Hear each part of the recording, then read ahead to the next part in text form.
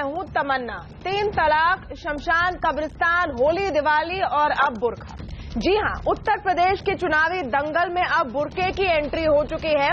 दरअसल बीजेपी ने चुनाव आयोग को लिखकर मांग की है कि यूपी चुनाव के आखिरी 2 चरणों में महिला पुलिस कर्मचारियों को तैनात किया जाए ताकि पर्दानशी महिलाओं की जांच हो सके। उनका मानना है कि अब तक हुई वोटिंग में पर्दे का सहारा लेकर बोगस वोटिंग हुई है।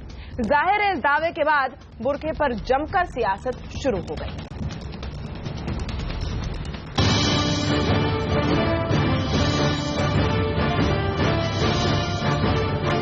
यूपी के दंगल में कब्रिस्तान, शमशान के बाद अब बुर्के पर सियासत शुरू हो गई है।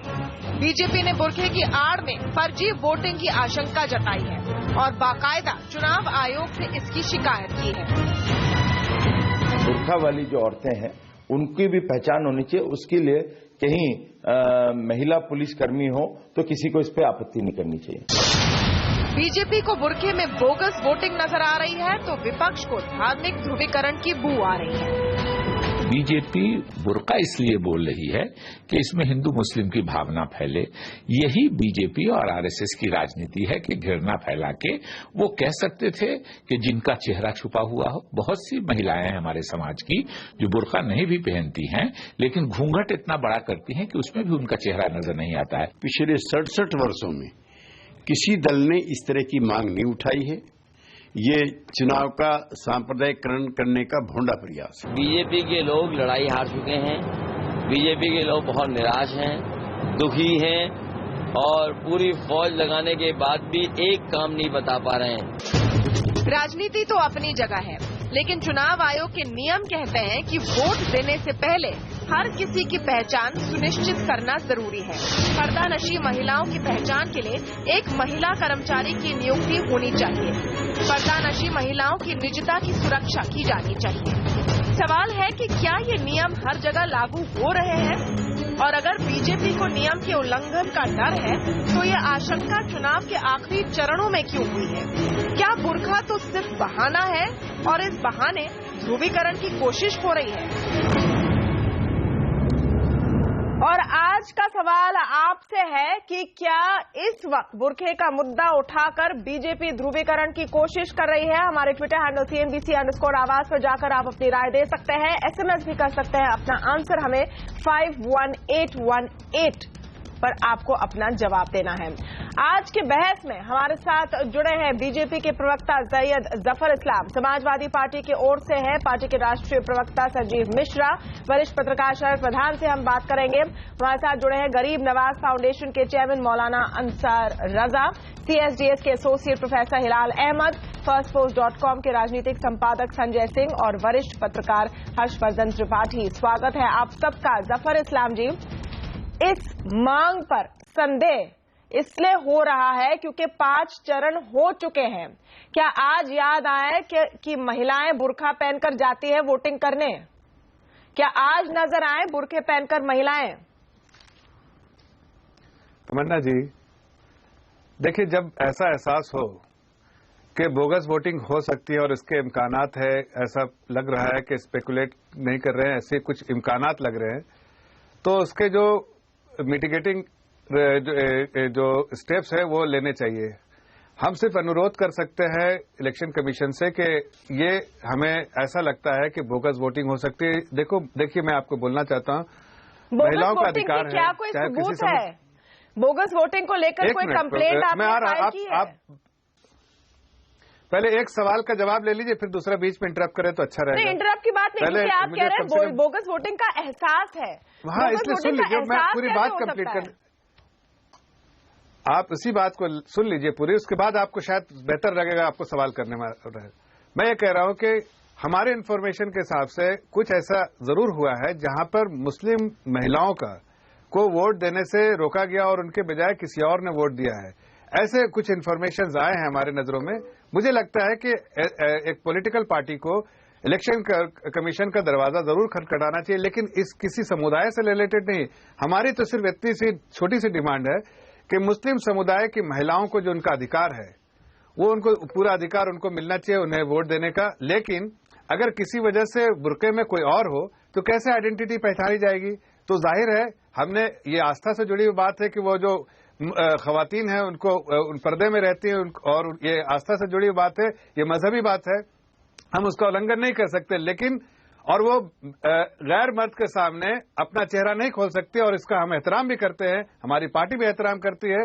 लेकिन एक महिला पुलिसमैन के सामने, पुलिस वुमेन के सामने, महिला पुलिस के सामने वो अपना चेहरा दिखा सकती है, आइडेंटिटी या फिर अपने इख्तियारात जो है उनको जो उनका राइट है उसको एक्सरसाइज वोटिंग है या नहीं, एक मिनट, बोगस वोटिंग है या नहीं पता नहीं, लेकिन ये दलील थोड़ी सी मुझे बोगस इसलिए लग रही है क्योंकि आप अगर इलेक्शन कमीशन का हैंडबुक देखें और उसके हम डिटेल भी बता देते, 2009 का हैंडबुक है, उसमें बहुत ही साफ तौर पर लिखा है कि जिन जगहों पर पर्दानशी महिलाएं वोट देने आ रही, अब चाहे वो बुर्का पहने या घूंघट पहने, हमारे देश में कई जगहों पर पर्दे में रहती है महिलाएं, चाहे वो मुस्लिम महिलाएं हैं या नहीं, वहां पर एक महिला अफसर को तैनात करना है और उनको एक प्राइवेट जगह पर चेकिंग करनी है। उसमें यहां तक डिटेल है कि आप बेडशीट का इस्तेमाल कर सकते हैं या इस तरह का एक अलग जगह बना सकते हैं जहां उनकी चेकिंग होगी, फेशियल आइडेंटिटी लेनी है, ये नियम है। तो इसमें नई कौन सी बात आप कह रहे हैं? पहली बार मुस्लिम महिलाएं वोट डाल रही हैं। नहीं तमन्ना जी, तो हमने कौन सी गलत बात कह दी? हमने तो यही कहा कि जो लोग जो महिलाएं वोट देना चाहती हैं और उनका अधिकार है, उस अधिकार को, उस राइट्स को एक्सरसाइज करे और वही एक्सरसाइज करे, ना कि कोई और एक्सरसाइज करे। अंसार रजा जी, अंसार रजा जी, आप खामखा नाराज हो रहे हैं, वो मुस्लिम महिलाओं के पक्ष में बोल रहे हैं ताकि उनको अपना हक मिले।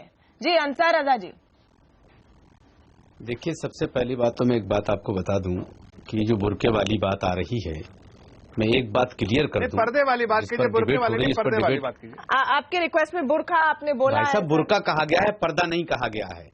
पर्दा नहीं कहा गया, बुर्का कहा गया है। मैं वहीं आ रहा हूं। नवाज साहब, नहीं नवाज साहब, आप तो मुस्लिम है, हम मुस्लिम समझ सकते हैं कि पर्दे की अहमियत क्या होती है, इसको तो आप समझ सकते हैं। नहीं, अभी तो मैं कुछ बोला ही नहीं साहब, बोल तो आप ही लोग रहे हैं। बुर्का आपने वही तो बोलेंगे, डाला है बुर्का का। आप क्यों बदल रहे हैं? मौलाना अंसार रजा को जवाब दीजिए, उनको जवाब देने दीजिए अपना। बुर्के का मतलब क्या है? देखिए, पर्दे दो तरह से। इस्लाम जी, आप उनको बोलने ही नहीं दे रहे, उनको बोलने दीजिए, अपना पॉइंट रखने। मैं बोलने दे रहा हूँ, लेकिन आप जिस तरह से आप पोल्यूट कर रही हैं माइंड, वो मैं पोल्यूट करने नहीं दे रहा आपको। अच्छा, मैं भी पोल्यूट कर रही हूँ। अरे आप मुझे बोलने तो दीजिए जफर साहब, आपका अप्रोच गलत है। जफर साहब मुझे बोलने तो दीजिए।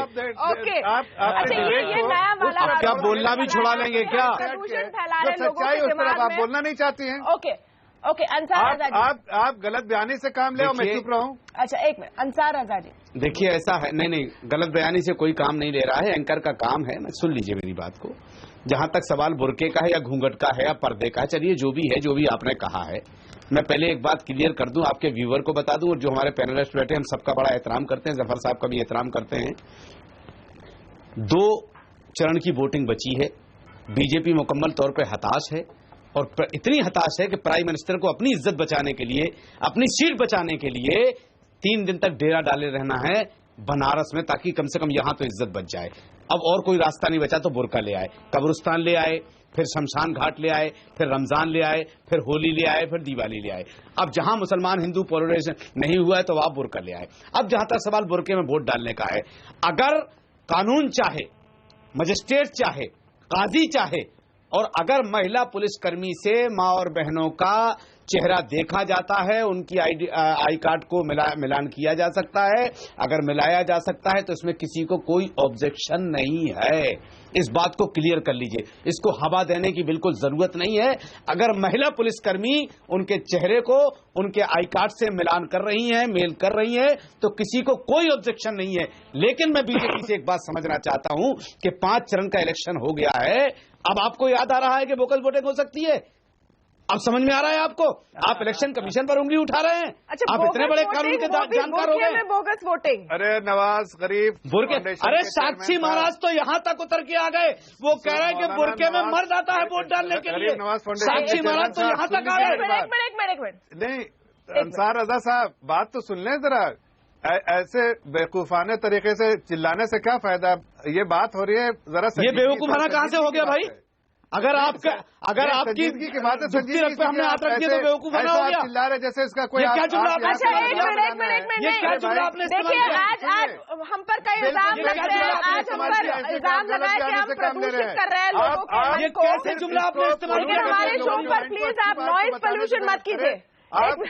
एक मिनट अंसार रजा जी, कैसे आपने इस्तेमाल किया? अंसार रजा जी एक मिनट, जफर इस्लाम जी अच्छा एक काम करते हैं, मैं चलती हूँ बाकी पैनलिस्ट के पास, मैं चलती हूँ और मैं लौटती हूँ आप दोनों के पास। आप जफर इस्लाम जी सबकी बात सुनकर फिर आप एक साथ जवाब दीजिए, एक साथ जवाब दीजिए और डिटेल में जवाब दीजिए, सबकी राय आप सुन लीजिए। संजीव मिश्रा जी, इल्जाम ये है कि पहले फेज से, और डिटेल में अगर आप देखें कि बीजेपी के लोग क्या कह रहे हैं, उत्तर प्रदेश के जो लीडर्स हैं जिन्होंने ये मांग रखी है, वो कह रहे हैं कि पहले फेज से उन्होंने ये नोटिस किया कि जो स्थानीय एडमिनिस्ट्रेशन है वो ठीक से अपना काम नहीं कर रही है। बुरखे में जब महिला आ रही थी वोट डालने तो वो चेक नहीं कर रहे थे जो उनका काम है, और इसलिए ये सवाल उठा है और इसलिए इलेक्शन कमीशन से गुहार लगाई गई है।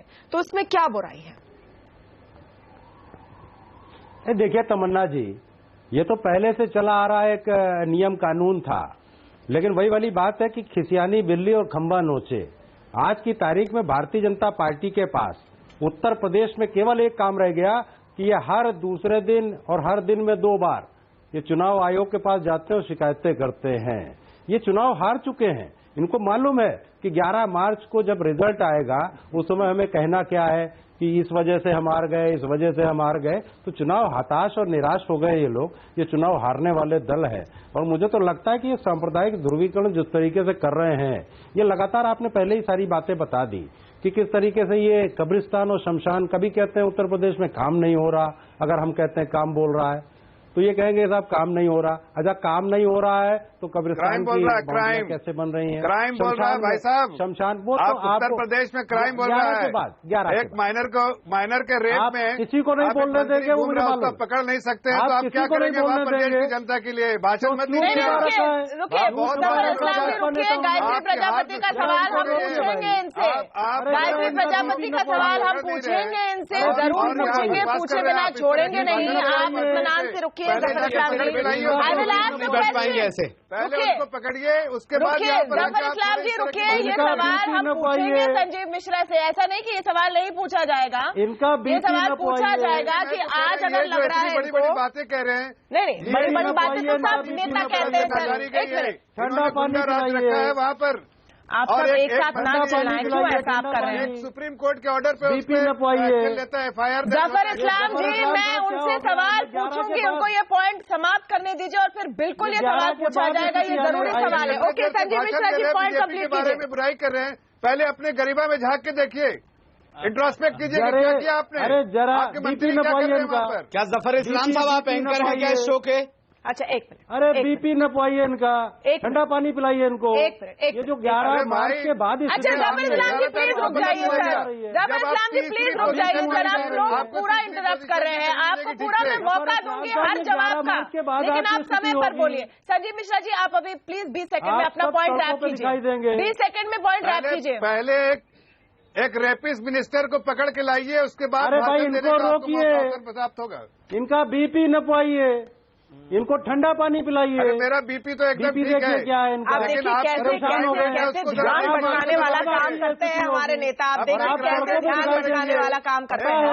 हम चल रहे हैं अब एनालिस्ट के पास, प्लीज आप हमारे व्यूअर्स का टाइम वेस्ट करें, मैं माफी चाहती हूँ कहने के लिए, लेकिन यू वेस्टिंग टाइम पे आप हार रहे हैं। शरद प्रधान जी, क्या इनसिक्योरिटी नजर आ रही है इस फेस पर? हम ऑडियो कंट्रोल करेंगे हमारे नेता पैनलिस्ट का, हमारे जो मित्र है चैनल पर जफर इस्लाम जी और संजीव मिश्रा जी, आप लोग प्लीज ये जानिए कि एक एक करके आप बोलेंगे वरना आपकी आवाज नहीं सुनाई देगी, प्लीज। इसलिए शरद प्रधान जी आप इसको कैसे देख रहे हैं?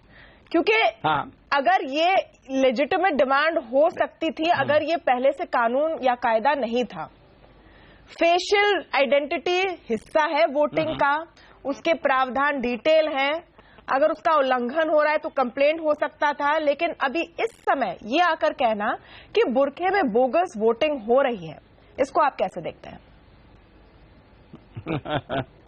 देखिए तमन्ना बड़ा स्पष्ट है।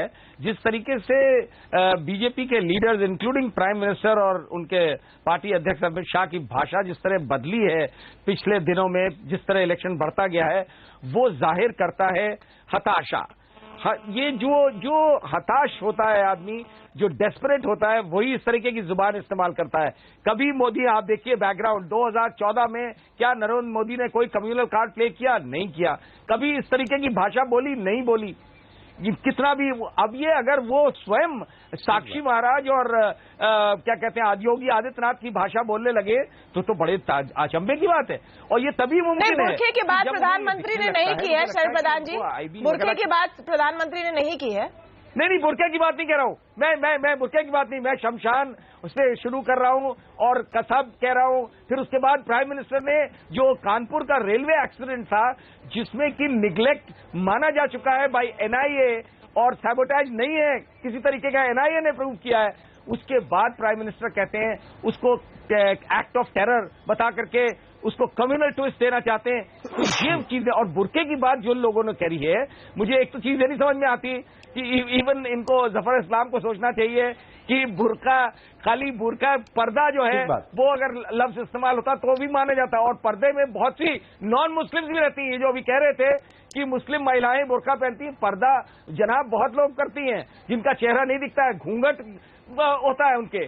तो आप ये जो कहना चाह रहे हैं ये तभी मुमकिन है कि जब आप हताश हो चुके हों, आपको लग रहा है कि बाजी हाथ से निकल रही है। तो अब जैसे प्राइम मिनिस्टर ने पहले कहा कि यंग असेंबली भी हो सकती है, तो इस तरीके की बातें तभी आती हैं। ये सवाल मैं ले जाऊंगी जफर इस्लाम के पास और मैं रिक्वेस्ट करूंगी कि वो जब जवाब दे रहे हैं तमन्ना जी मुझे अपनी बात रखने दीजिए। नहीं, क्योंकि वो स्पेसिफिकली शरद प्रधान जी ने कहा है कि बीजेपी उनके मुताबिक इनसिक्योर नजर आ रही है। मैं चाहती हूँ कि जफर इस्लाम इसका जवाब दे और इस समय कोई और नहीं बोले। मैं रिक्वेस्ट कर रही हूं, मैं पहले से आपका ऑडियो डाउन नहीं कर रही हूं बिकॉज आई रिस्पेक्ट यू, लेकिन आप भी इस डिबेट को उतना समय दें, उनको बोलने दीजिए और फिर आपका जो जवाब है वो दे सकते हैं। जी जफर इस्लाम जी, क्या इनसिक्योरिटी नजर आ रही है? 2-3 इसमें फैक्टर है, 2-3 इसमें फैक्टर है जिसका जिक्र किया गया। जी शरद प्रधान जी के सवालों का जवाब दे रहा हूं और बड़े संजीदगी से मैं कह रहा हूं और बड़े सिंसियरिटी के साथ कह रहा हूं कि इनका जो भी ख्याल है उससे उस ख्याल से मैं बिल्कुल इत्तेफाक नहीं रखता हूं। पहली बात, I have complete disagreement with whatever he said. जहां तक हमारे भारतीय जनता पार्टी का के परफॉर्मेंस का सवाल है, हम वी आर एब्सोल्युटली कॉन्फिडेंट। जीत के बारे में हम जरूर कह सकते हैं कि हमारी जीत वहां पर सुनिश्चित है और सपा जो है वो नंबर 3 पोजीशन पे आएगी। ये भी हम आपको अभी से आप बता रहे हैं, ये हमारा अनुमान है। और जहां तक जो स्टेटमेंट्स के बारे में कह रहे हैं कि प्रधानमंत्री और हमारे नेशनल प्रेसिडेंट के बारे में कह रहे हैं और हमारे सीनियर लीडर्स के बारे में कह रहे हैं, देखिए ये उनका अपना अनुमान हो सकता है, अपना एक ओपिनियन हो सकता है, लेकिन जो भी हम कह रहे हैं वो हकीकत को दोहरा रहे हैं। जो हकीकत है उसके बारे में बात कर रहे हैं और ना तो किसी तरह के हमें कॉम्प्लेसेंसी है, ना तो कोई तरह का किसी तरह की हमें घबराहट है। हम बिल्कुल, आप जो हताश वर्ड कह रहे हैं, शायद हताश तो दिख रहे हैं आपके सपा वाले और कांग्रेस वाले जो गठबंधन कोई नहीं बताता बिल्कुल और बसपा के। लेकिन भारतीय जनता पार्टी का जहां तक सवाल है, आप देखिए वी आर मार्चिंग अहेड और हमें अपनी जीत बिल्कुल साफ साफ दिख रही है। लोगों को वहां पर सरकार बदलने के लिए उन्होंने मन बना रखा, उन्होंने चाहिए इसीलिए प्राइम मिनिस्टर 3 दिन अच्छी गवर्नेंस हर्षवर्धन त्रिपाठी अगर इतने और वैसी सरकार का मात्र विकल्प जो है भारतीय जनता पार्टी है, ना कि कॉन्फिडेंस है और ना तो अगर इतनी कॉन्फिडेंस है तो इस स्टेज पर बुरखे का सवाल क्यों? क्योंकि इससे ये भी एल्यूजन है, ये भी संकेत दिए जा रहे हैं जो उनकी दलील है कि पहले फेज से बोगस वोटिंग हो रही है। अब शुरुआत में जफर इस्लाम जी ने कहा कि इसका एहसास है, फिर कहे कि ऐसे रिपोर्ट्स हैं, लेकिन अगर ऐसा उनके पास सबूत है तो फिर उस पर क्या एक्शन पहले नहीं लिया जाना चाहिए था? हर्षवर्धन त्रिपाठी से मेरा सवाल है प्लीज। देखिए तमन्ना, एक तो ये कि मुझे लगता है कि जब ये बात हो रही कि बीजेपी ने बुर्का का सवाल क्यों उठाया है, तो एक राजनीतिक पार्टी के तौर पर उनको शायद वो हक है कि आप जहां आपको लगे कि आपके खिलाफ कोई वोटिंग हो रही है और अगर उनको लगता है, क्योंकि एक तो बहस का वो मुद्दा ये है कि क्या बुर्के में अगर बोगस वोटिंग होगी तो क्या सिर्फ मुस्लिम महिलाएं जाएंगी क्या, और क्या हिंदू महिलाएं घूंघट, आधे से ज्यादा शरीर उनका भी ढका होता है, चेहरा भी ढका होता है, और गांव की महिलाएं वैसे ही रहती हैं, तो क्या उनको भी कहा जा रहा है क्या? मुझे लगता है कि दो तरह की इसमें चीजें हैं। जो भारतीय जनता पार्टी का ये जो बुर्के पे सवाल है, इसमें दो तरह की चीजें हैं। एक वो बड़ी बात है जो प्रधानमंत्री ने जब, अगर आपको याद हो कि 3 तलाक का मुद्दा उठा था और खुद रविशंकर प्रसाद ने कहा कि हम भी इस पे बहस कर रहे हैं, बहुत अंदर अंदर एक बड़ी कैंपेन चल रही है भारतीय जनता पार्टी की तरफ से कि जो प्रोग्रेसिव वुमेन्स हैं, जो एक मुसलमान तबके में वो महिलाएं जो बाहर निकलना चाहती हैं, और उसकी कोशिश सिर्फ संघ की तरफ से नहीं हो रही है, उसकी कोशिश भारतीय जनता पार्टी की तरफ से भी अंदर खाने बहुत जबरदस्त हो रही है कि उन महिलाओं को जो थोड़ा सा बाहर निकल के पढ़ रही हैं, जिनको लगता है कि एक प्रोग्रेसिव सोसाइटी है जिसमें ये पर्दा है, बुर्के की बात अगर हम कहें, या 3 तलाक है, या इस तरह की जितनी वो कोशिशें हैं जिसको मुस्लिम समाज एक कहें कि एक अपना एक घेरेबंदी करके रखता है, तो एक तो वहां घुसने की कोशिश है। दूसरी जो बड़ी चीज है कि इसको जफर इस्लाम भले न माने, लेकिन ये पॉकेट कौन से हैं जरा देखने की बात है। ये वो पॉकेट है, एक आजमगढ़ है जहां मुलायम सिंह यादव, जब इनकी पूरी लहर थी तब भी उस आजमगढ़ के सांसद मुलायम सिंह यादव बने, और 2012 के चुनाव में 10 में से 9 सीटें समाजवादी पार्टी और 1 सीट बहुजन समाजवादी पार्टी। इलाहाबाद के बाद सबसे ज्यादा विधानसभा वाला जिला है आजमगढ़। दूसरा एक और उसके बगल में 2 जिले हैं, मऊ और गाजीपुर। मऊ से खुद मुख्तार अंसारी और उनका बेटा चुनाव लड़ रहा है, जहां मुस्लिम पॉपुलेशन बहुत बड़े 1,10,000 वोटर हैं उनकी सीट पे, जो अब्बास अंसारी लड़ रहे हैं, मुख्तार के बेटे। और खुद गाजीपुर जहां से सिबगतुल्ला अंसारी लड़ रहे हैं, वहां भी 3 सीटों पर सीधा मुसलमानों का प्रभाव है। तो इन दोनों चीजों के बीच में भारतीय जनता पार्टी संतुलन बिठाने की कोशिश कर रही है, और निश्चित तौर पर वो वहां पर, चाहे आप उसको मुस्लिम कार्ड प्ले करने की बात कहिए, या वो कोशिश ये कर रही है कि हम कोशिश कर रहे हैं कि जो प्रोग्रेसिव वुमेन है वो हमारे साथ आएं, और जो बोगस वोटिंग कहीं बड़े इलाके में, और ये माना जाता है कि जहां पे थोड़ा बाहुबली उस तरह के लोग हैं वो ये करते हैं, ये प्रैक्टिस में है, इसमें कोई बताने की बात नहीं है, पहले से बहुत, जो भी होगा हिंदू जो बाहुबली है वो भी खूब ये करता है। तो ऐसी जगहों पर शायद वो एक चेक लगाने की कोशिश कर रहे हैं।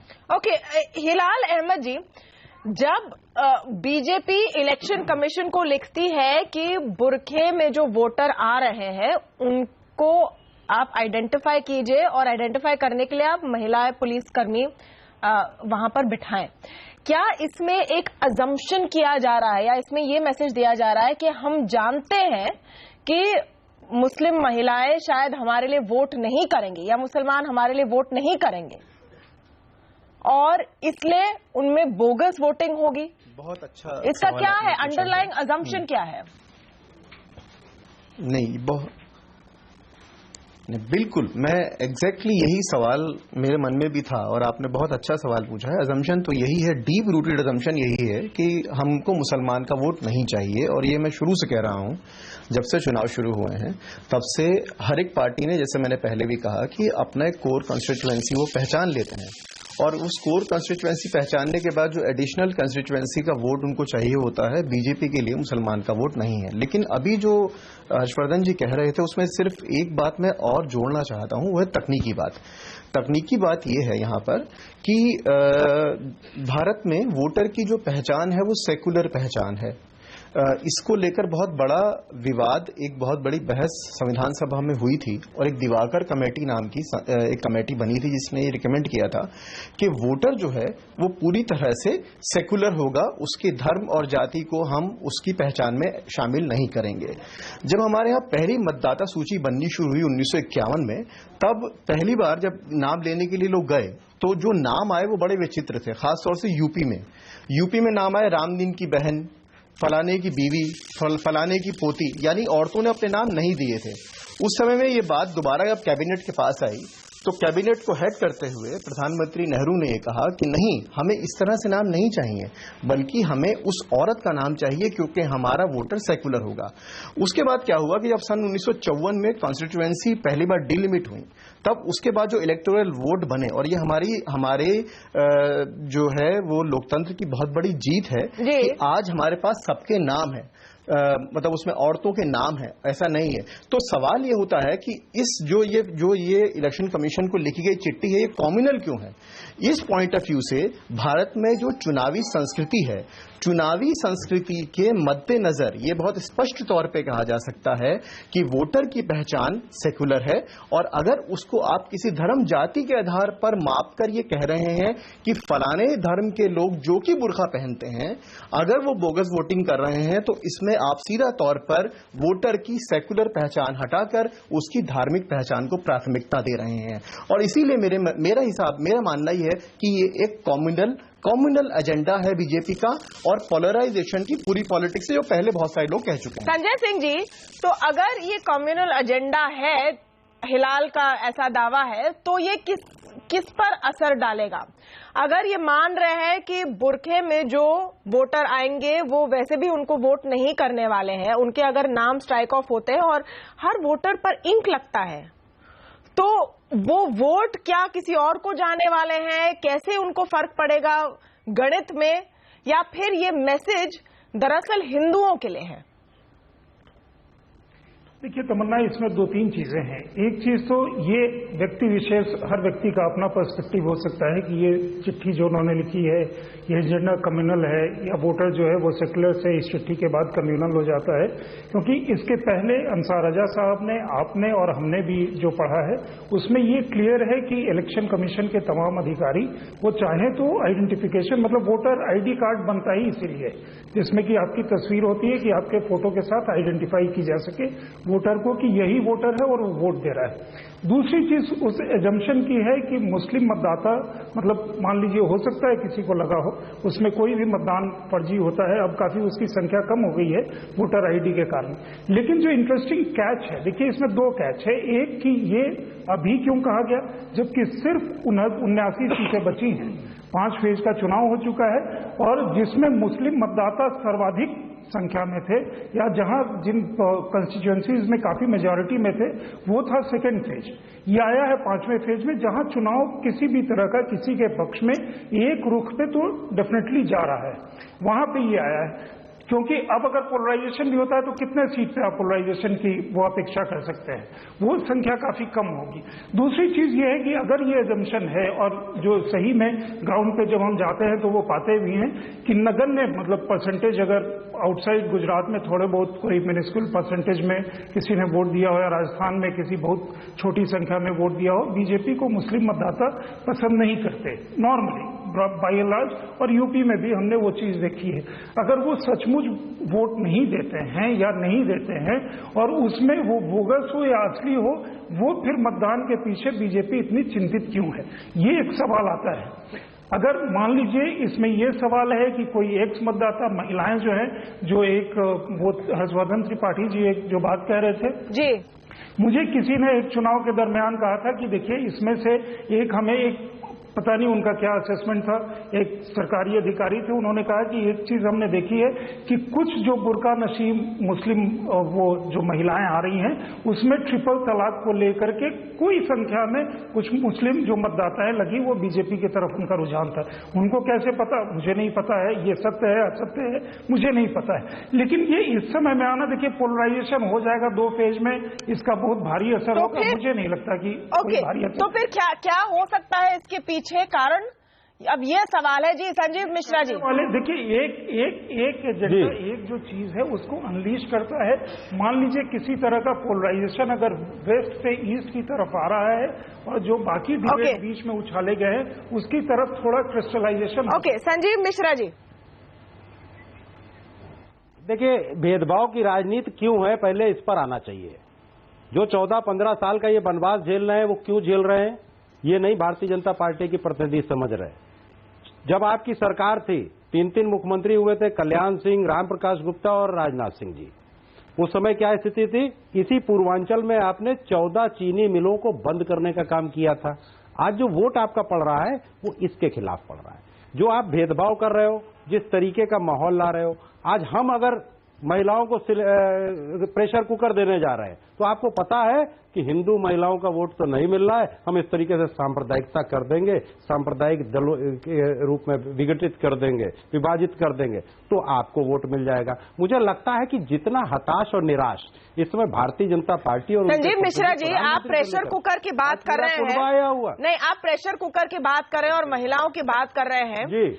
यहाँ रिपोर्ट आ रही है कि गैंग रेप की विक्टिम माइनर लड़की, उन्होंने कहा है कि उत्तर प्रदेश की पुलिस उन पर और उनके परिवार पर दबाव डाल रही है कि गायत्री प्रजापति के खिलाफ जो आरोप है उसे वापस डाल दें, वापस ले लें। आपके मंत्री जो आपके टिकट पर लड़ रहे हैं वो गायब है, आपकी पुलिस उनको 4 दिन से नहीं ढूंढ पा रही है सर, और आप महिलाओं की बात कर रहे हैं। तमन्ना जी हाँ तमन्ना जी, मैं क्लियर कर दूं, यही तो सबसे बड़ा भ्रम जाल है इन लोगों का फैलाया हुआ। मैं आपके चैनल पर डंके की चोट पे कहूंगा कि मुझे शक है कि भारतीय जनता पार्टी, अरे रुकिए भाई, भारतीय जनता, अरे रुकिए भाई, क्या है, भारतीय जनता पार्टी के तथाकथित नेताओं ने या तो उनको नजरबंद कर रखा है या उनको किडनैप कर रखा है। बहुत साफ सी बात है, मुझे ये आशंका है, और ये Bharatiya Janata party double cross game खेल रही है। एक तरफ उत्तर प्रदेश की सरकार को बदनाम करने का काम कर रही है, एक मिनट, आप कह रहे हैं कि बीजेपी के नेताओं ने गायत्री प्रजापति को किडनैप कर लिया है, क्या आप ये कह रहे हैं? नई परिभाषा है तमन्ना जी, क्योंकि मैं बता रहा हूँ, बौखलाहट देखिए, समाजवादी पार्टी के प्रवक्ता की बौखलाहट आपकी है, एक ऐसे बौखला रहे, देखिए इनके पास वाई कैटेगरी के सिक्योरिटी ऑफिसर, ठंडा पानी पिलाइए इनको। ये ठंडा पानी वाला डायलॉग फिर से मत बोलिए संजीव मिश्रा जी, ये दिस इज बिकमिंग रिडिक्युलस, तो इनको रोकिए। रिडिक्युलस। अब आप कह रहे हैं कि भारतीय जनता पार्टी ने गायत्री प्रजापति को किडनैप कर लिया और आप बोल रहे हैं और महिलाओं की बात कर रहे हैं। पानी पीजिए, पानी पीजिए। एक सवाल का जवाब दीजिए, बहुत पानी पिला लिया आपने, ठंडा पानी सवाल का जवाब दीजिए। एक मिनट, मैं संजीव मिश्रा जी अपने सवाल का जवाब दिए, बहुत पानी पिला लिया आपने। अभी 4 दिन पहले ऑर्डर में आप बात करेंगे, ऑडियो को थोड़ा कंट्रोल कीजिए, ऑडियो को थोड़ा कंट्रोल कीजिए, इस ऑर्डर में बात करेंगे। जफर इस्लाम जी, पहले आप इनके आरोपों का जवाब देंगे और फिर अंसार रजा जी बोलेंगे। जफर इस्लाम जी, पहले आप इन आरोपों का जवाब दें। डंके की चोट पर संजीव मिश्रा जी इस चैनल पर बैठ के कह रहे हैं कि आपके नेताओं ने गायत्री प्रजापति को किडनैप कर दिया है, इसलिए वो मिल नहीं रहे हैं यूपी पुलिस को, और उत्तर प्रदेश सरकार को ये बदनाम कर रहे हैं। देखिए किस तरह की बौखलाहट है समाजवादी पार्टी में, देख लीजिए इनके मंत्री के पास वाई कैटेगरी की सिक्योरिटी, वो सिक्योरिटी ऑफिसर्स, बौखलाहट आपके अंदर है, उनको बोले दीजिए संजीव मिश्रा जी का ऑडियो कम कीजिए, संजीव मिश्रा जी का ऑडियो कम कर दीजिए। एक मिनट सुन लीजिए उनका जवाब मुझे। और चीफ मिनिस्टर कह रहे हैं कि उनको खुद से, एक मिनट क्यों बीच में बोलते हैं? ये जब ये इनको सुप्रीम कोर्ट के आदेश है तब ये FIR दर्ज कर रहे हैं। ये इनके मुख्यमंत्री के कैंपेन में वो रेपिस्ट मिनिस्टर घूम रहा है साथ में, और ये कह रहे हैं कि वो किडनैप किया गया है। अरे भाई, सुप्रीम कोर्ट ने जब आदेश दिए तो उसके बाद से लापता क्यों है? ये मुख्यमंत्री के इशारे पे ये मुख्यमंत्री के इशारे पे छुपाए गए, मुख्यमंत्री भवन में मुख्यमंत्री के आवास पे छुपाए गए हैं। उनके वाई कैटेगरी की सिक्योरिटी उनके साथ है, और इस तरह की बात वही कह सकता है गायत्री प्रजापति ने उनको नजरबंद किया हुआ है। पहले दिन से एक प्रॉब्लम रहा है संजीव मिश्रा जी, गायत्री प्रजापति एक तरफ से एक साया रहा है अखिलेश के लिए, उस साया को वो पीछे क्यों नहीं छोड़ पा रहे हैं? किस तरह का? और एक मिनट अंसार रजा जी, एक मिनट अंसार रजा जी, यहाँ पर हम मुस्लिम महिलाओं के हक की बात कर रहे हैं और किस तरह से उनकी बुर्खे को उठाकर उनकी पहचान की मांग की जा रही है। आपने खुलकर BSP का समर्थन किया है और आपने कहा है मुसलमानों को BSP को ही वोट करें। क्या ये पोलराइजेशन नहीं है अंसार रजा जी? देखिए, सबसे पहली बात तो जो आपने ये बात कही है, मैंने किसी से नहीं कहा, किसी मुसलमान से नहीं कहा कि आप BSP को वोट करें। मैंने मुसलमान का नाम नहीं लिया, चूंकि मैं माननीय सुप्रीम कोर्ट का बहुत एहतराम करता हूं। मैंने किसी जात पात की बात नहीं की है। अब दूसरी बात आ जाइए, अभी हमारे क्या आपने नहीं कहा कि समाजवादी पार्टी ने मुसलमानों के साथ इंसाफ नहीं किया? कैराना की रिपोर्ट सही? बिल्कुल कहा मैंने, बिल्कुल कहा मैंने जी बिल्कुल कहा मैंने। मैं तो ये तो नहीं हुआ गया कि मुसलमान वोट दे दें। मैंने कमी बताई है कि उन्होंने वादा किया था। अब सुन लीजिए, संजीव मिश्रा जी सबको पानी पिला रहे हैं।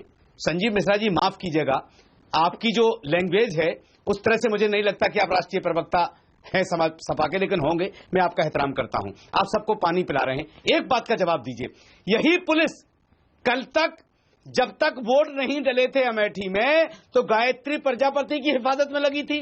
वोट डलते ही वो गायब हो गए। अब पूरा प्रशासन तलाश कर रहा है। जो वो पुलिस जो आजम खान की भैंस तलाश के ले आए, वो गायत्री प्रजापति को नहीं तलाश कर पा रहे। आप कह रहे हो उन्होंने वहां बंद कर रखा है, वो कह रहे उन्होंने वहां बंद कर रखा है। अरे क्या यूपी की जनता को बेवकूफ बना रहे हो भाई? क्या बेवकूफ बना रहे हो? पब्लिक अंधी है क्या? सर बोल लीजिए तब जवाब दूं। अखिलेश साहब को नहीं पता कि गायत्री कहाँ है? नहीं, सच में संजीव मिश्रा जी, संजीव मिश्रा जी, आज हालांकि हम बात कर रहे हैं इस बुरके वाली बयान की, लेकिन जैसे जैसे उत्तर प्रदेश का चुनाव आगे बढ़ रहा है, हर पार्टी अपने अपने सच्चे रंग दिखा रही है और वोटर्स के सामने अब चॉइसेस है। उनको भी पता होना चाहिए कि कौन कहां पर खड़ा हुआ है। और समाजवादी पार्टी के लिए गायत्री प्रजापति, अखिलेश के लिए गायत्री प्रजापति एक प्रॉब्लम एरिया रहे हैं। उनको निकाला, फिर वापस लिया और जो कुछ हुआ। अभी भी क्या दबाव है मुख्यमंत्री जी पर, अखिलेश पर क्या दबाव है अभी भी कि गायत्री प्रजापति को प्रोटेक्ट करें? देखिए तमन्ना जी, अगर मैं पूरी बात रख लूं तो ज्यादा बेहतर रहेगा। समस्या यही आती है कि लोग बीच में बोलने लग जाते हैं तो पूरी बात नहीं, कोई नहीं बोलेगा। देखिए, दो तीन तरीके की चीजें मैं रखना चाहता हूं। गायत्री प्रजापति के मामले में समाजवादी पार्टी का स्टैंड क्लियर है कि कानून अपना काम करे, उसमें कहीं कोई किसी तरीके का हस्तक्षेप नहीं है। उत्तर प्रदेश के मुख्यमंत्री, शानदार और जानदार मुख्यमंत्री अखिलेश यादव जी ने शुरू में ही ये काम किया कि 5 साल तक कोई अपराधी, गुंडा, बदमाश न पार्टी में आ पाया न सरकार के आसपास आ पाया। अरे भाई यही है ना, फिर कहूंगा ठंडा पानी पीजिए, फिर आप कहोगे ऐसा नहीं वैसा। साफ सी बात है। नहीं, जफर इस्लाम जी का ऑडियो हम डाउन करेंगे। जफर इस्लाम जी का ऑडियो डाउन करेंगे, जैसे हमने संजीव मिश्रा जी का ऑडियो डाउन किया था जब जफर इस्लाम बोल रहे थे। अब जफर इस्लाम का ऑडियो डाउन करेंगे जो संजीव मिश्रा बोल रहे हैं, क्योंकि बात आगे नहीं बढ़ पाती। आप 30 सेकंड में अपनी बात पूरी कीजिए सर। 30 सेकंड्स। जी जी, देखिए एक चीज बहुत साफ है तमन्ना जी, उत्तर प्रदेश में अगर चेहरा है तो अखिलेश यादव जी है। भारतीय जनता पार्टी बता दे कि उनके पास उत्तर प्रदेश में मुख्यमंत्री का क्या ये सवाल मैं पूछ रही हूँ आपसे संजीव मिश्रा जी? क्या स्थिति है? आप कृपया मेरे सवाल का तो जवाब दीजिए। पूरी बात आने दीजिए। नहीं, अब पूरी बात कैसे? मैं पूछ रही हूँ कि क्या अखिलेश पर दबाव है गायत्री प्रजापति को प्रोटेक्ट करने का? आप कह रहे बीजेपी का मुख्यमंत्री चेहरा नहीं है, कोई कनेक्शन तो होना चाहिए सर सवाल और जवाब में। देखिए, मैंने शुरू में कहा, जो या तो आप मेरी बात समझ नहीं रहे हो या फिर समझना नहीं चाह रहे हो। मैंने शुरू में कहा कि समाजवादी पार्टी का स्टैंड क्लियर है, कानून को अपना काम करना है, कानून अपना काम कर रहा है, तो जो भी स्थितियां बनेगी। लेकिन मैंने आशंका जाहिर की कि भारतीय जनता पार्टी के कुछ तथाकथित नेता, मुझे लगता है कि उन्होंने या तो उनको अंडरग्राउंड कर रखा है या उनको, चूंकि उनकी सिक्योरिटी हट चुकी है। अब स्थिति यह है कि वो सिंगल है और उत्तर प्रदेश सरकार को बदनाम करने के लिए भारतीय जनता पार्टी जो भी हथकंडे अपना रही है, मुझे लगता है कि ये एक हथकंडा उस तरीके का हो सकता है। जहां तक बात है उत्तर प्रदेश में क्या माहौल है वो मैं बता रहा था। सुप्रीम कोर्ट को हस्तक्षेप करके दूसरी जो FIR जबरन फाइल करवाना पड़ा क्योंकि आपकी सरकार एक्शन नहीं ले रही थी। बाकी जो भी आप आरोप लगाए, गायत्री प्रजापति एक कमजोर कड़ी है आपके लिए और आपके मुख्यमंत्री पद के उम्मीदवार को तमन्ना जी एक्शन लेना ही पड़ेगा। इसका जवाब ले लीजिए तमन्ना जी। लोअर कोर्ट में और हाई कोर्ट में उनकी जो एप्लीकेशन थी, अर्जी थी, वो रिजेक्ट क्यों की गई? और सुप्रीम कोर्ट में अगर कहा गया तो FIR हुई है, जांच हो रही है और निश्चित रूप से उस पर कानून अपने कार्रवाई कर रहा है, तो उसमें आरोप प्रत्यारोप का क्या सवाल है? और बहुत साफ सी बात आपके यहाँ कह दूं, आपके चैनल पे बहुत साफ सी बात कहना चाहता हूं कि कानून अपना काम कर रहा है। अगर गायत्री प्रजापति दोषी हैं तो जो सजा होगी वो सजा वो भुगतेंगे और अगर नहीं दोषी हैं तो वो स्थितियां देखी जाएंगी। लेकिन इतने बड़े आरोप में अगर एक व्यक्ति है उसको आप टिकट कैसे दे सकते हैं? इतने बड़े आरोप है उसको आप टिकट कैसे दे सकते हैं? जी जफर इस्लाम जी, जफर इस्लाम आपका जाना है। मैं एक बात कहना चाहता हूँ, आज की तारीख में कोई महिला जी जफर इस्लाम जी, आज की तारीख में कोई महिला अगर प्रधानमंत्री, ये गलत बात है तमन्ना जी, आपने मेरा ऑडियो डाउन किया है। नहीं, ऑन है आपका ऑडियो, आपका ऑडियो ऑन है, बोलिए। आपने डाउन किया, आपने इनको पूरा समय दिया आपने। तमन्ना जी, मुझे दूसरे चैनल पे जाना है, मैं एक बात कहना चाहता हूँ। आपके समय में भी इनका ऑडियो डाउन किया था। जी बोलिए जफर इस्लाम जी। मैं ये कह रहा हूँ कि थोड़ा तो शर्म करो मिश्रा जी, आपने क्राइम किया, आपका काम में क्राइम बोल रहा है। प्रजापति एक माइनर के साथ रेप किया आपने। सरकार अगर आपकी सरकार की मंशा होती तो पहले सुप्रीम कोर्ट के हस्तक्षेप के बिना आप FIR दर्ज करते। वो तो मुख्यमंत्री लेके तो अपने और जैसे खत्म हुआ इलेक्शन थोड़ा रुक जाइए, आपका ऑडियो डाउन करना पड़ेगा संजीव मिश्रा जी। मिश्रा जी और निराशा है तो मिश्रा जी, आप लोगों ने उत्तर प्रदेश को काम बोलता है या क्राइम बोलता है, परिवर्तन दिख रहा है या पोलराइजेशन, और क्या चुपचाप नहीं क्राइम बोलता है। आप देखिए मायावती की हवा चलने लगी है या नहीं। छोटा सा ब्रेक लेंगे, आगे हम बात करेंगे कि कौन कितने पानी में है, कौन आगे है, कौन पीछे है, उत्तर प्रदेश के चुनावी दंगल में जाएगा नहीं।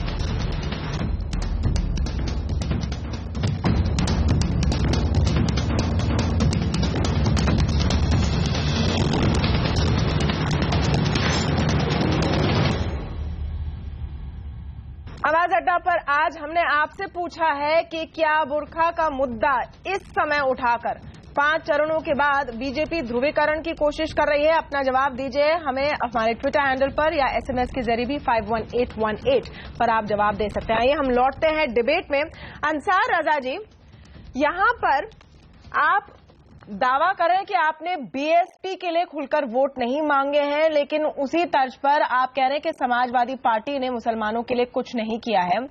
क्या ये अजम्पशन जो निकल कर आ रहा है कि मुसलमान बीजेपी के लिए वोट करेंगे नहीं, उनको कंसिडर नहीं करेंगे, इसमें कोई तथ्य है? क्या ये गलत है? देखिए तमन्ना जी, बीजेपी के एक माननीय सांसद ने खुद कहा है कि मुझे मुसलमानों का वोट नहीं चाहिए। एक बात। दूसरी बात, उससे कोई भी बीजेपी का कैंडिडेट इनकार नहीं कर सकता कि परवेश वर्मा ने ये बात नहीं कही।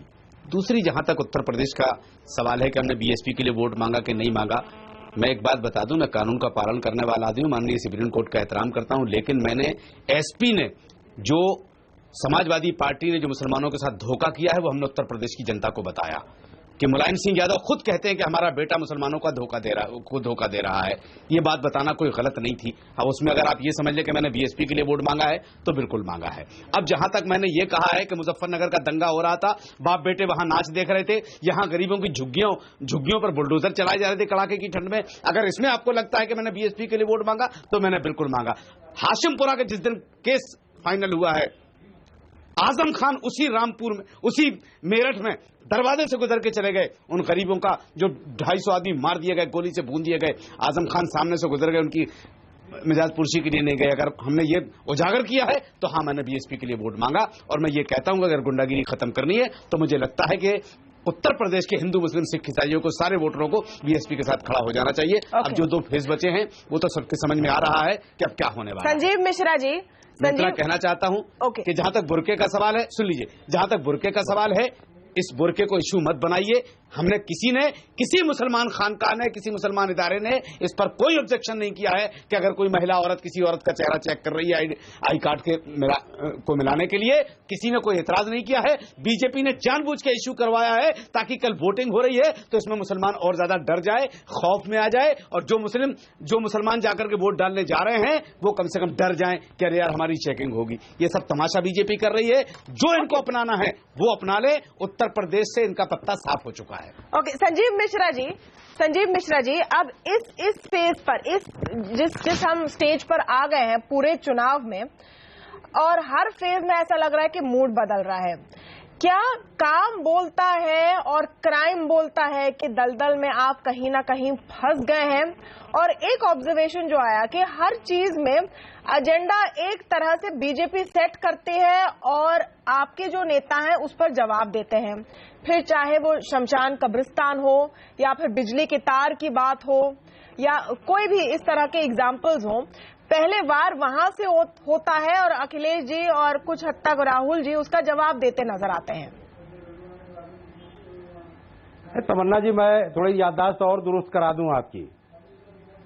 जब हमारा नारा था कि काम बोलता है, तो काम बोलने पर किस तरीके की बातें की है तो भारतीय जनता पार्टी से पूछिए। और जहां ये चेयरमैन साहब जो ये गरीब नवाज के चेयरमैन बैठे हैं टोपी लगा के यहाँ पे, इनको मैं बता दूं कि जितना लॉ एंड ऑर्डर खराब बसपा के समय में था, मायावती के समय में था, उत्तर प्रदेश की राजधानी इसी लखनऊ में 3-3 सीएमओ के मर्डर हुए थे। कोई जेल के अंदर हो रहा था, कोई जेल के बाहर हो रहा था। और इंजीनियर विजय कुमार गुप्ता की अपहरण करके हत्या की गई थी। और एक चीज और दुरुस्त कर दूं, जिस तरीके लगा के मतलब क्या होता है मिश्रा जी, विधायकों के ऊपर सुन लो, अब सुन लो, बहुत बोल चुके, तुम हमको मुस्लिम समाज के। अरे रुकिए भाई, आप अंसार रजा नहीं बोल रहे हैं और अंसार रजा चले गए, रुकिए, अंसार रजा चले गए हैं। ये तो अपमान करने वाली बात हुई। हाँ, इसीलिए कह रहे हैं ठंडा पानी इनको नहीं दिया। क्या मतलब है टोपी लगा के मतलब ठंडा पानी नहीं पिया? आइएगा उत्तर प्रदेश में, देखिए वोट मांगिएगा, लोग पूछेंगे 200 रुपए की अरहर की दाल, तो समझ में आएगा। अरे छोड़िए, अभी आप बता रहे थे वो भी मैंने। मुझे बताइए कि बीजेपी और एसपी के नेता क्या एक ढंग की बहस कर नहीं पाएंगे? क्या आप लोग एक ढंग की बहस कर ही नहीं सकते? होनी चाहिए। नहीं, कैसे क्या ये पॉसिबल ही नहीं है कि एक एक करके आप बोले? I'll have to move on. इस समय और आइए हम आपसे एक्सपर्ट की बात आते हैं। शरद प्रधान जी, इस समय जाकर क्या, क्योंकि अब तक जो भी मुझे पूछने का मौका दीजिए जी, देखिए तमन्ना जी, मैं आपके पास आती हूँ सर, मैं आपके पास आती हूँ। मैं बस एक एनालिसिस लेना चाह रही हूँ कि इस समय कौन आगे नजर आ रहा है, क्योंकि शरद प्रधान जी ये इतना एक तरीके का विचित्र चुनाव हो गया है कि हर फेज में लग रहा है कि हवा बदल रही है। जो ग्राउंड रिपोर्ट्स आ रहे हैं, जो लोग रिपोर्ट कर रहे हैं, कभी बीजेपी आगे लगती है, कभी एसपी कांग्रेस, कभी मायावती की साइलेंट वेव की बात हो रही है। क्या कंफ्यूजन अब थोड़ा सा क्लियर हो रहा है? बिल्कुल आपने लोगों के साथ की नहीं, मुझे लगता है कि और जिस तरह इलेक्शन आगे बढ़ा है, कंफ्यूजन और ज्यादा क्रिएट हो रहा है। हर पार्टी अपने आप को क्लेम कर रही है कि उसको 300 सीटें मिल रही हैं, और ये जाहिर है, मुझे ऐसा लगता है कि हर पार्टी में जिस तरीके की भाषा जो बदली है वो खाली बीजेपी की कुछ ज्यादा ही बदली है, लेकिन औरों की भी भाषा में कोई ऐसा इजाफा ये नहीं हुआ है कि कुछ इंप्रूवमेंट हो गया है।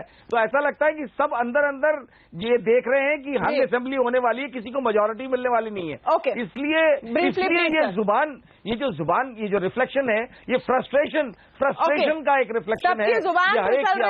सबकी जुबान फिसल रही है क्योंकि हंग असेंबली शायद नजर आ रहा है सबको। हिलाल, क्या आप इससे सहमत है? और प्लीज सबसे मैं रिक्वेस्ट करूंगी कि ब्रीफली बोले, कम ही समय बचा है। जी हिलाल अहमद। नहीं, लेकिन मैं एक बात बोलना चाहता हूं कि यहाँ पर जिस तरह का जो तर्कविहीन बातचीत राजनीतिक दल के लोग करते हैं वो वाकई शर्म की बात है, क्योंकि ना तो उसमें कोई आर्गुमेंट आता है, ना कोई आवाज तक तो आती नहीं है। तो मुझे लगता है कि ये बहुत ज्यादा जरूरी है और ये रिफ्लेक्शन है कि हमारी जो पॉलिटिकल मेंटालिटी है पॉलिटिकल पार्टीज की, वो कहाँ तक जा चुकी है। जहां तक अभी की आपका सवाल है, मैं बस 20 सेकंड में आपको इसका जवाब दे सकता हूं कि मुझे ऐसा लगता है कि ये इतना हंग वाला मामला मुझे नहीं लग रहा है, लेकिन जितने भी जो ट्रैकर्स आ रहे हैं उनसे मुझे ये लग रहा है कि डिसाइसिव होगा। और क्यों होगा उसका कारण मुझे ऐसा लग रहा है कि अगर 1-2% का जो नीचे का जो अनडिसाइसिव वोटर होता है, अगर वो कहीं इधर उधर शिफ्ट हो गया तो सीटों में बहुत बड़ा परिवर्तन होगा। तो मुझे ऐसी उम्मीद लग रही है कि ये डिसाइसिव तो होगा, लेकिन ये किसके फेवर में जाएगा ये अभी तक क्लियर नहीं है। संजय सिंह, क्या रिस्क लेना चाहेंगे आप इस स्टेज पर कि किसके फेवर में जाएगा? ट्रायंगुलर फाइट है और इसलिए ऐसा लग रहा है कि रोज हवा बदलती है। देखिए तमन्ना, अगर आपने इलेक्शन जो है उसको क्लोजली फॉलो किया हो ग्राउंड पे, तो रोज हवा बदलने जैसी चीज नहीं, कम से कम जब से इलेक्शन प्रोसेस शुरू हुआ है। और मुझे लगता है कि मेजॉरिटी जिसकी भी होगी वो क्लियर होगी। मेरे हिसाब से मेरा जो आकलन है, जो मैंने अभी तक उत्तर प्रदेश के विभिन्न इलाकों में घूम करके जो पाया है, मुझे लगता है कि बीजेपी इस समय में नंबर 1 पोजीशन पे है। इसीलिए मैं थोड़ा चौंक रहा था कि इस समय में उनका वो जो आप कह रही थी कि बुर्के वाला सवाल को लेकर के आने का क्या मकसद था। तो ये मैं उसमें अपना मतलब मेरा जो आकलन है वो मैंने आपको बता दिया। उसके बाद की जो लड़ाई है, सब बसपा साइलेंटली बसपा धीरे धीरे, पहले बीएसपी उतने रेस में नहीं थी, बीएसपी सडनली कई जगहों पे मुझे लगता है कि बीएसपी के उम्मीदवार काफी मजबूती से लड़ रहे हैं। और अगर उसको आगे ले जाए हर्षवर्धन, अगर बीएसपी साइलेंटली और मजबूत हो रही है, क्या उसका सीधे सीधे फायदा बीजेपी को मिलता है? देखिए, फायदा सीधे तौर पर मिल रहा है या कहें कि मिलता हुआ दिख रहा है। मैं पूरे चुनाव को कहां तक ले गए उसको छोड़ देता हूं।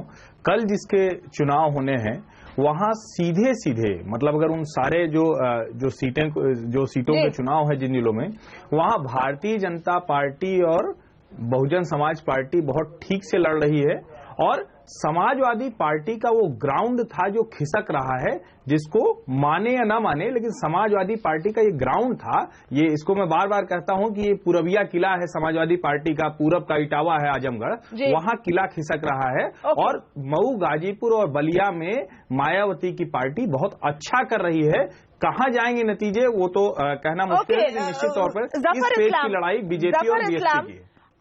कुछ हमारे जो एनालिस्ट वो कह रहे हैं कि आप आगे नजर आ रहे हैं, जो फेज बचे हैं उनमें शायद इतना कोई अंतर नहीं पड़ेगा।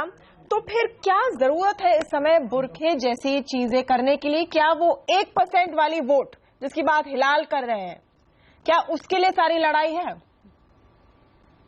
नहीं तमन्ना जी, इस तरह की अटकलें लगाना गलत होगा, इसलिए कि हमारी कोई ऐसी मंशा ही नहीं। हमारी तो मंशा है कि जो बोगस वोटिंग होती है और जिसके जो संकेत हमें मिले हैं पिछले फेजेज में, उसको रोकने के लिए हमने सिर्फ आग्रह किया है, अनुरोध किया है इलेक्शन कमीशन से। जो हमारा अधिकार है, हम अपने अधिकार को के तहत हमने आग्रह किया है। उससे ज्यादा इस पे स्पेकुलेट करना सही नहीं होगा। लेकिन मैं इतना जरूर कहना चाहूंगा कि देखिए, जिस पार्टी की सरकार वहां पर अभी है, उसका एक मंत्री, रेपिस्ट मंत्री, अगर वो इलेक्शन कैंपेन में मुख्यमंत्री के साथ रहे, घूमता रहे, और जैसे सुप्रीम कोर्ट का ऑर्डर आया और उसके बाद वो लापता हो जाए, तो इससे समझ में आता है कि वहां पर वो किस तरह की हालत है। और उसी वजह से वहां की जनता ने मन बना रखा बात कर रहा है जी संजीव मिश्रा जी, ऐसा चाहिए संजीव मिश्रा जी, लास्ट रिस्पॉन्स आपका, लॉ अपना काम करेगा, इसके आगे आपके पास कुछ बोलने को है? क्या आप प्रॉमिस कर सकते हैं कि यूपी पुलिस अगले 24 घंटे में गायत्री प्रजापति को ढूंढ लेगी, चाहे किसी ने भी किडनैप किया हो?